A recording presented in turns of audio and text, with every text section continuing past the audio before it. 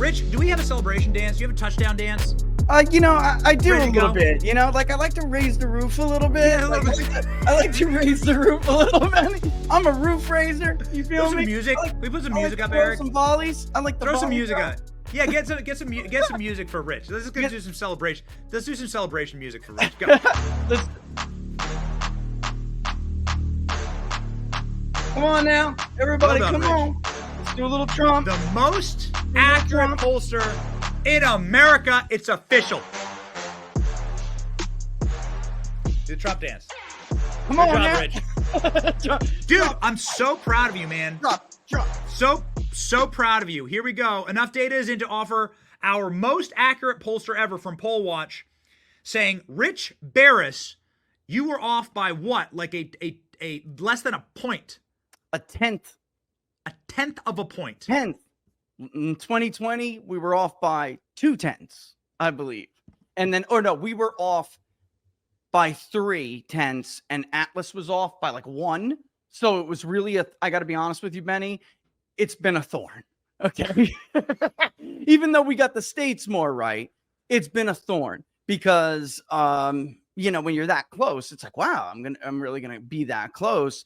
And you want to be on the money. And if somebody else like ekes you out by like a tenth, you're like, oh, burn,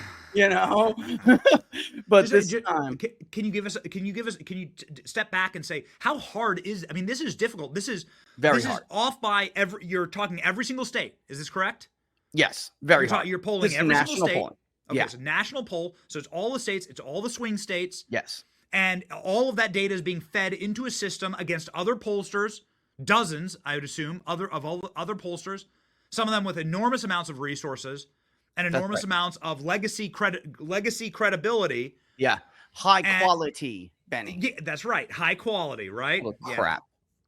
And you beat them. You kicked their ass. Yeah, this is what they did too. I want people to understand the language that they use this cycle because, 16, they could try to bury you. We did better than everybody else in 16, except with the exception of Robert Cahaley. He also did very well. But very few were in our, in our group in 16.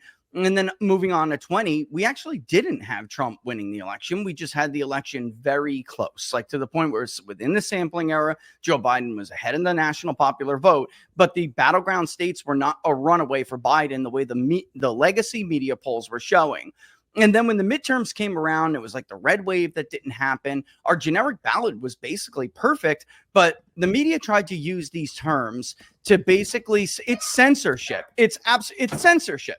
High quality, low quality, instead of saying high accuracy and low accuracy. Okay. I mean, because they can't compete when it comes to the actual track record of whether or not you're accurate. So they began to use these terms after the midterms, like high quality polls. They're conducted, at a high level of quality, or the low quality, like Robert Cahaley, myself, and there are others, Rasmussen, right? They put us, they'll refer to you as low quality. How? And how? You're right.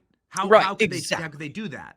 They do it. That's like saying the 96 Bulls are low quality. Well, based on what data exactly? Right. And Benny, here's a big kicker. For years, they used to say, you can't do it like that. It has to be live caller because there were different data collection modes that people like myself, and I'm definitely one of the first out there to use different modes of collection. I think we're the first pollster that people know of publicly to begin to use AI to reach people through peer-to-peer text messaging and text to online, where we'll first contact you through a text and then ask you, do you want to conduct an interview through texting with an agent, or do you want to take the survey online? You use anonymity. You just click on the link, you go. We also were a pioneer in online panels. And back then they would say this has to be done through live caller interview only, live agent polling, and which is very expensive. And a lot of biases can seep into that. There are a lot of people who don't want to talk to a live pollster, Benny. So we would make this case about different forms of response biases, and they would say that's garbage, that's low quality. So this is, this is what they did in order to misdirect people away from the real conversation, which is Who is more accurate year after year after year, and who keeps getting it wrong year after year after year? And I mean, Benny, we're at the point now where, I mean, I could tip my hat to some of them, but for the most part, a lot of these people, I'll name drop some right now. Marist, for instance, they are repeat offenders. They continuously do this, and they changed their methodology this year, not to acknowledge what they were doing wrong, but to try to rip off the methodologies of people like us.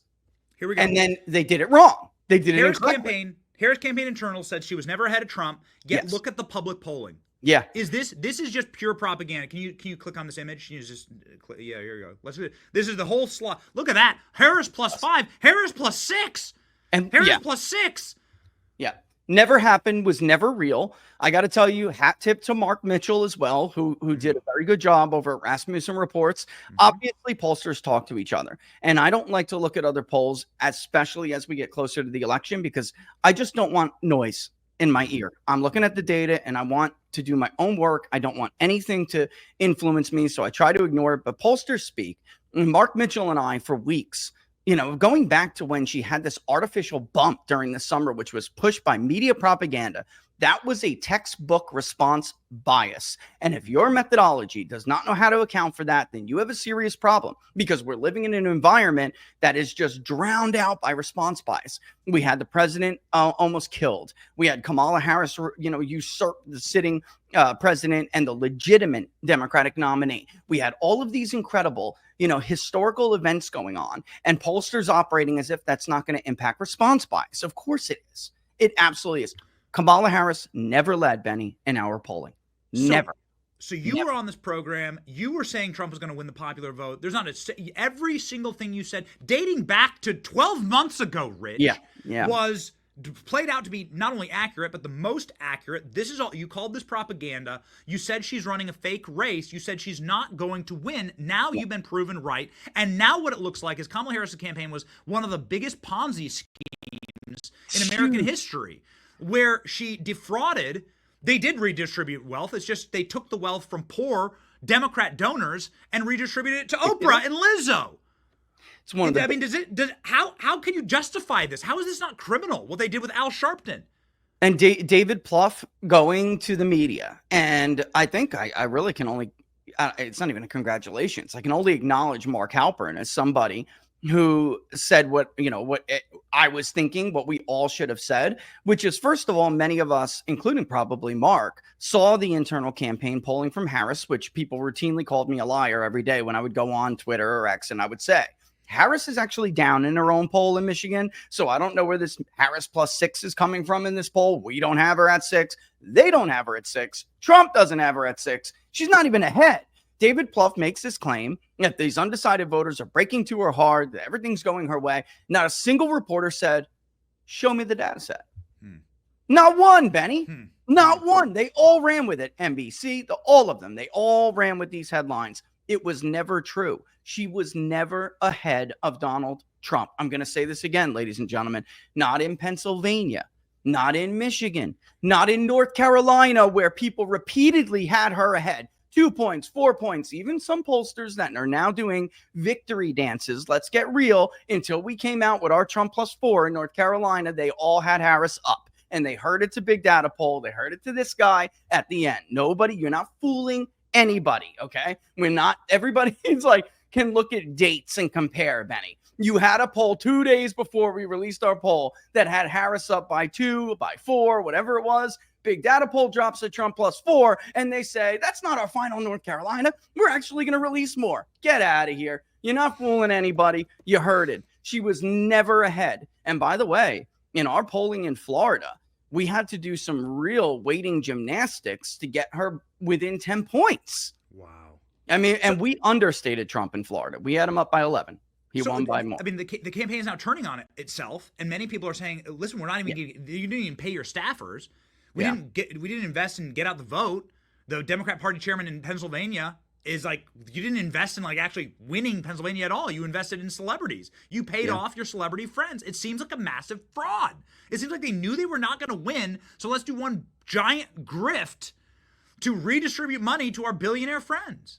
Typically, when campaigns end in debt, like hers ended in debt, they'll go later to the vendors and they'll say, look, let's make a deal. But this campaign appeared at least to be the financial decisions look like the decisions of a campaign that actually thought they were winning. And now we're finding out that many really knew that they were not going to win. So who was telling who? That they were ahead and that they were going to win. I know for a fact that at the last minute there, like the old school Democratic operatives, the old school Obama people really tried to hijack the get out the vote at the last minute. Like they watched the early vote for 2 weeks and they were trying to press the Harris campaign and saying, look, and who was run by a bunch of young idiots. Let's get real for a second. Let's stop. They were run by a bunch of young morons who didn't listen to the old schoolers. They don't know what they were doing. There are different factions in the Democratic Party, the same way there are factions in the Republican Party. And it was too late. So I know people in Philadelphia were in charge of get out the vote in Philadelphia. And they were like, yeah, go ask Beyonce for help. Like, go ask Beyonce. You paid Beyonce all this money. We got jack. You didn't help any of the people on the ground. You need 700K in Philadelphia? Good luck. And she got 564, Benny. But I'll tell you, I don't know what they could have done. Sunday, before the election, we're wrapping up our final poll in Pennsylvania, which had Trump 50.3 to Harris 48.0. Very close. And just a FYI there. We talked to this black, he was 38 years old, I believe, upper 30s. And he had voted in 2020, but really didn't vote. He didn't vote a lot. He voted for Obama once. I think it was 12 or whatever. So he may have been a little bit older because it may have been 08. But besides the point. And he basically told me that they didn't knock until the weekend. So like and then knocked on his door multiple times over the weekend saying, hey, you didn't turn in your ballot yet. And he was telling them, you're right, I didn't, and I'm not going to.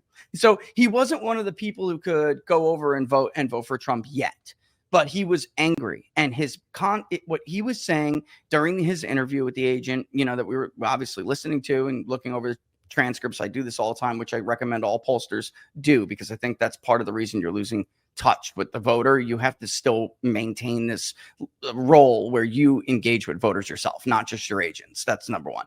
But, anyway, this theme was popping out of him, the same we heard throughout this entire cycle.